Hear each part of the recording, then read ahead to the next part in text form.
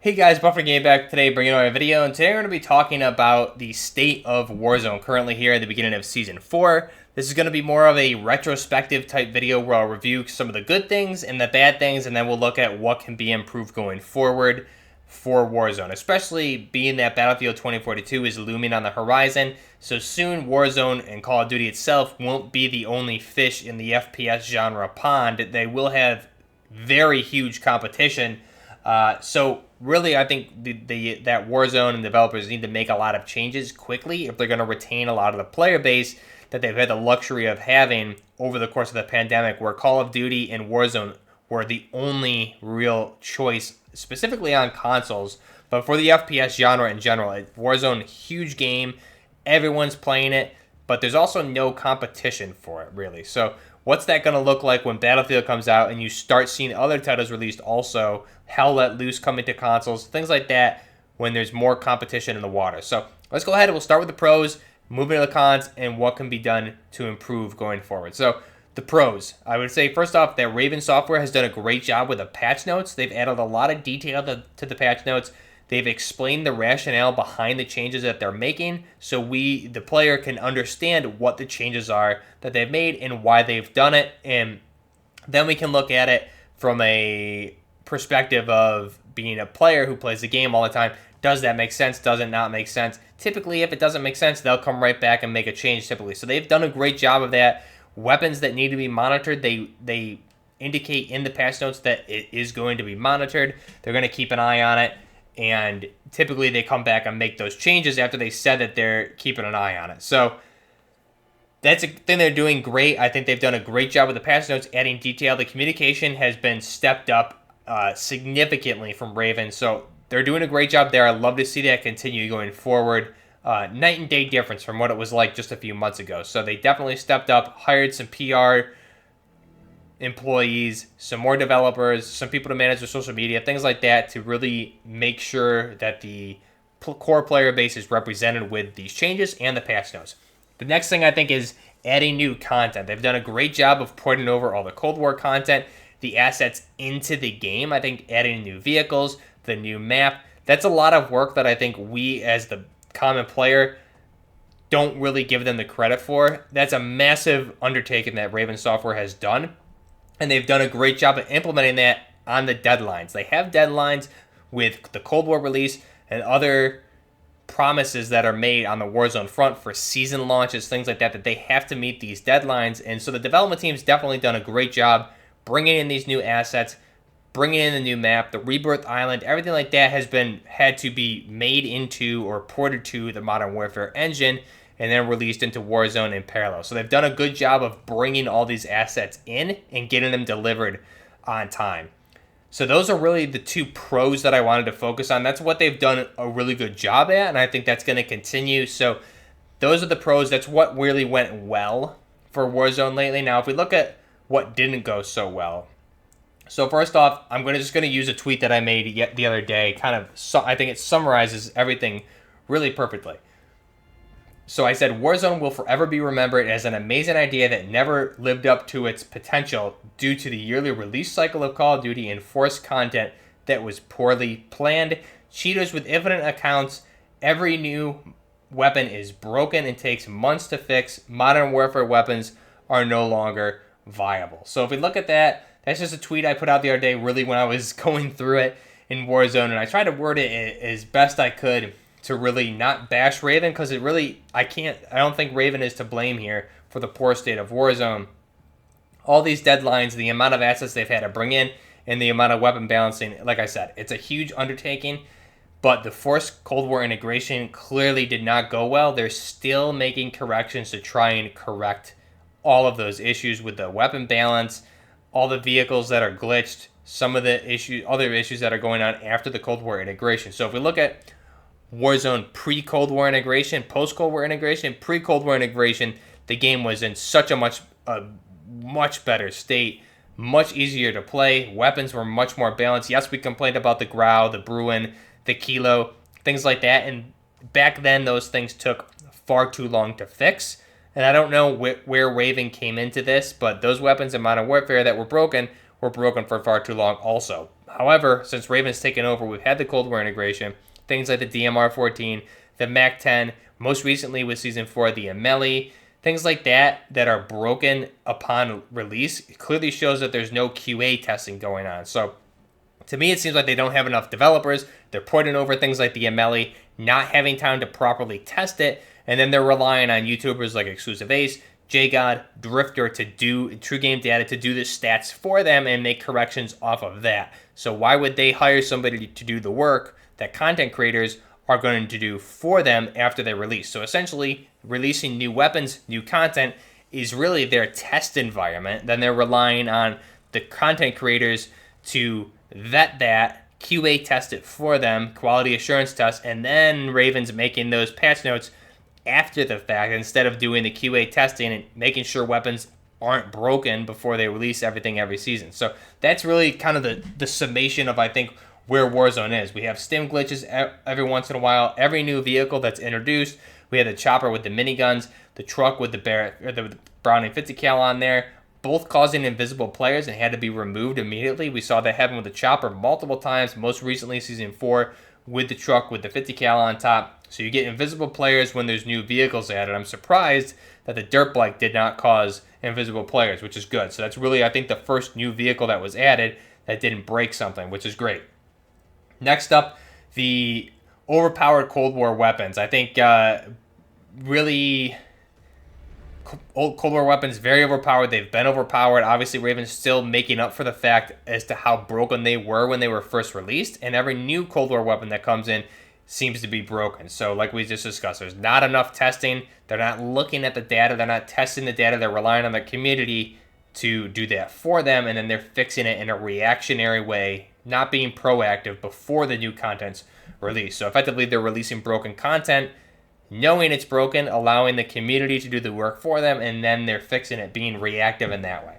Now, another thing that just bugs me is Modern Warfare weapons being broken. I'm going to use the Fin LMG as an example here. This happened back in Season 2 of the Cold War integration, as well as here in Season 4. So recently, the Amelie Season 4 was released. Very high power machine gun, fast rate of fire, 5.56 by 45 NATO, no damage drop off, no recoil. Like I said, fastest rate of fire in the game, minus one machine gun being the Fin LMG with the adverse barrels, which is the only machine gun that can compete with damage per second as well as rate of fire. And now the adverse barrels on the Fin conveniently happen to be broken as a new Amelie is released into Warzone. And it seems like this is done on purpose because this is the one machine gun from Modern Warfare that could compete with a Cold War machine gun, and it just so happens to not work. We don't have any word from Raven about it. They haven't acknowledged it.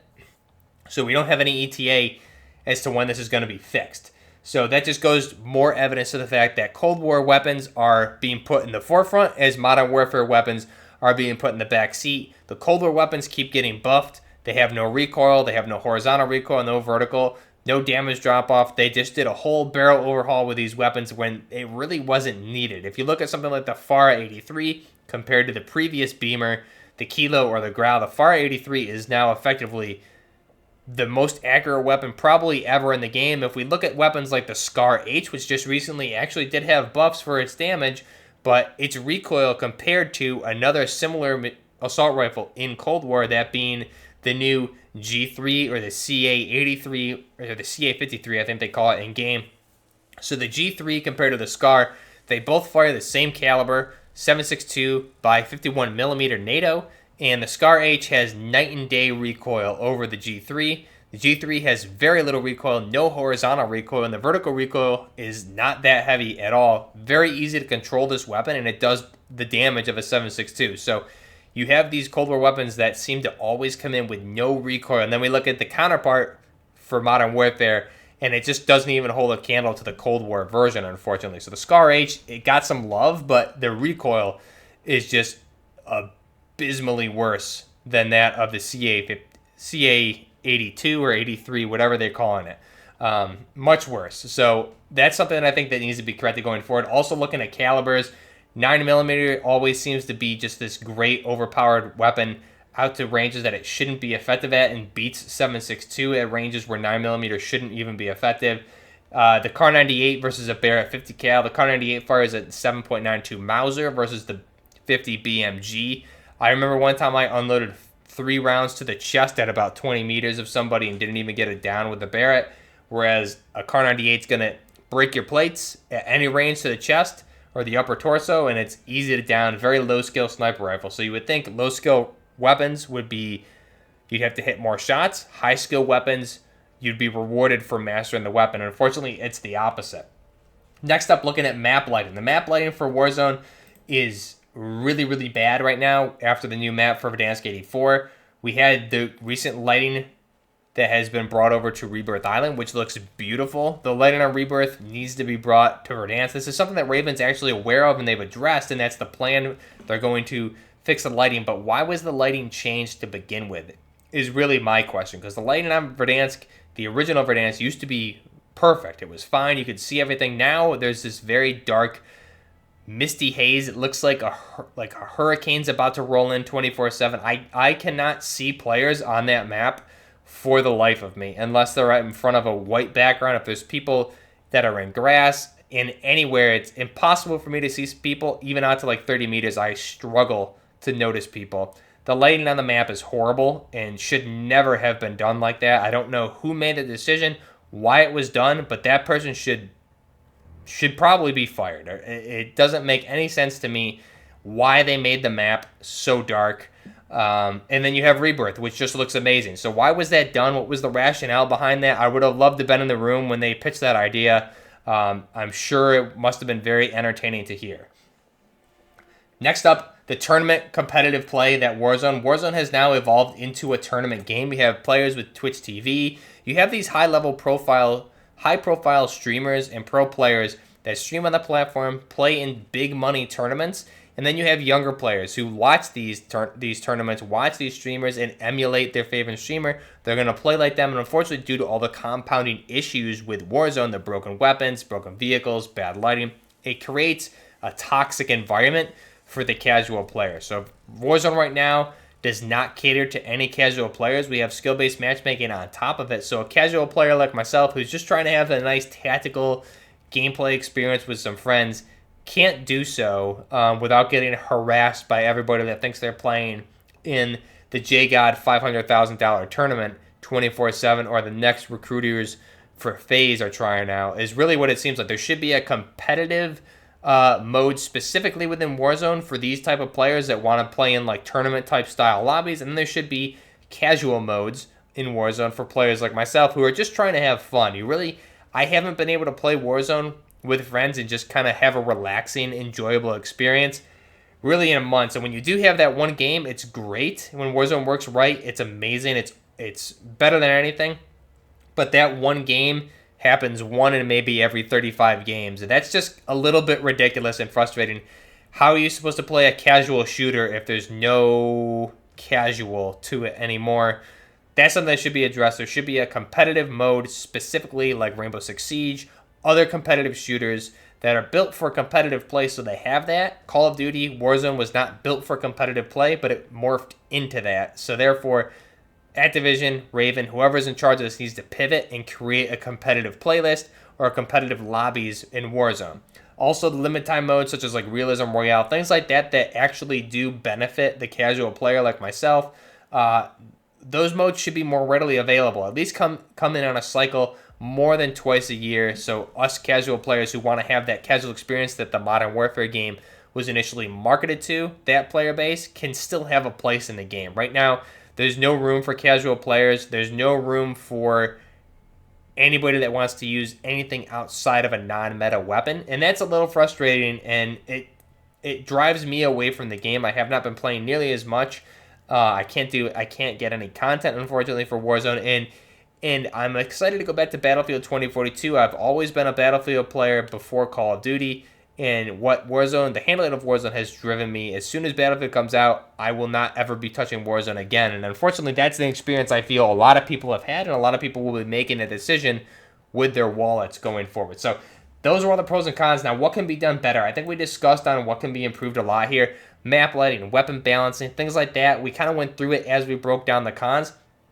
The ballistics, the weapon balancing, please test. The weapons just need to be tested before they're released instead of relying on the community to do that work for them. They also need to fix the lighting on the map. Things like this that are very easy fixes, but for some reason seem to take months for Warzone developers to do. I don't know if they're understaffed. I don't know what priorities they have going on that they're being dictated to from Activision, but something needs to change there. Let me know down below what you guys think. Trying to be as constructive as possible. I don't blame Raven for any of this. They're just a crux in the wheel. They're doing their job, and I think they're doing a very good job, and they've had a lot of pressure put on them, and unfortunately, because they're at the forefront of the development for Warzone, the community tends to blame them.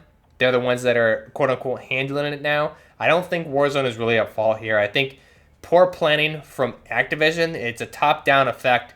Poor planning from Activision and the Call of Duty leads for this whole integration for their biggest product that was Warzone should never have taken place, and it should have been kept separate or delayed until they properly vetted all the weapons and then introduced them a few at a time so they could see how they performed instead of just throwing them all in there and taking we're 6, 7, 8 or 9 months, and there's still broken Cold War weapons that are still plaguing the game.